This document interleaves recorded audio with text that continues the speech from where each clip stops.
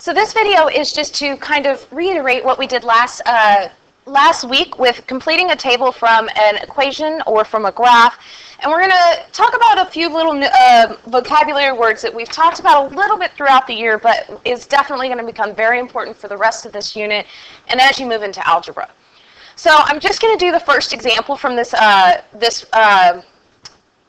assignment, and this is the one that I did in class. So on table number 1, so some of the values for this equation are missing. Complete the table for the missing values. So far what we've talked about is whenever you're given a value, all you have to do is plug it in. So y equals 2, now that's times x, which at this point is 0, plus 1. So when I simplify this, I'm going to get 2 plus 1, oops, sorry, 2 times 0 is 0, 0 plus 1, and 0 plus 1 is just 1. From here, I move on to my next value, except this time I'm given the output value, which is y.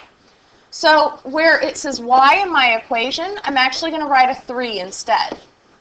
So this gives us an equation that we actually need to solve. Remember that the first thing you always get rid of is addition and subtraction. So this is an add 1. I'm going to subtract 1 to get rid of it. That goes away, and I get 2 equals 2x. From there, to undo multiplication, I need to divide. So x equals 1. My next value also gives me an input, so I'm going to plug it in. Y equals 2 times 2 plus 1, which gives me 4 plus 1, which is 5. At this point, you're probably starting to notice a pattern, and that's good. Each one up here increases by 1, and these increase by 2. However, be careful because this time this is increasing by 2. So every time I increase by 1, I went up by 2. So if I can increase by 2, then I've gone up twice, which means this one should increase by 4. Now, worst case scenario, if you're having trouble recognizing the pattern, you can always go back to plugging it in, like I'll do with this next one.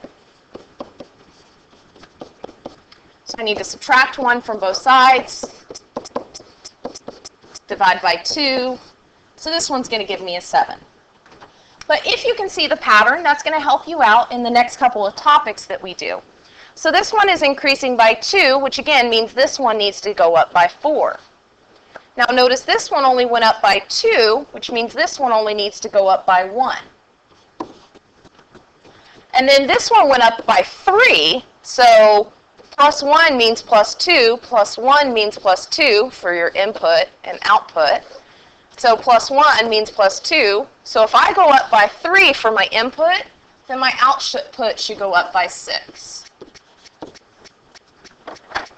So at this point, up to here, you should have noticed that there was a consistent amount that it increased by. What we call this is a rate of change. So the next part of this equation is getting you to recognize the rate of change from a table and then from a graph. So part A says, are the y values increasing or decreasing? Well, they're definitely increasing. When the x value increases by 1, what happens to our y value? Well, we increase by 2. Now we're going to graph our ordered pairs. We've got 0, 1, which should be right about there, 1, 3, 2, 5, and then I skipped 1, so now I go to 4, 4, 9. And notice that these appear to be making a straight line. We could fill in 3 because, again, we notice that as we're going, x is increasing by 1, y is increasing by 2. So x by 1, y by 2, x by 1, y by 2.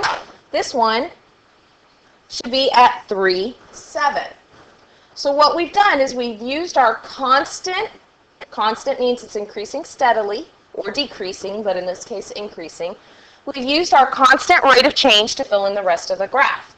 We could also go down the rest of the direction, and instead of going over 1 to the right 1 and up 2, I could go down 2 into the left 1, down 2 into the left 1. So what I'm doing is using my rate of change to fill in the rest of the graph so that I can go to edge Like Miss Banks always says, we like you too. Okay, it appears my pen has stopped working, so give me just 1 second. I'm going to pause you. All right, sorry about that. Now we seem to be working again. So here's my graph that I'm connecting from edge to edge. It is making a straight line because it does have a constant increase, a constant rate of change. And what you should notice that is as you're moving left to right on the graph, that this graph is going in an upwards direction. It is increasing, so it's a positive, kind of like a ramp. It's going up, so it's a positive ramp. And you'll learn a very special word for this next year, but right now we're just going to call it rate of change. So that's all we discussed for today. There are examples 2, 3, and 4 for you to practice on, and we'll have more information in our next lesson.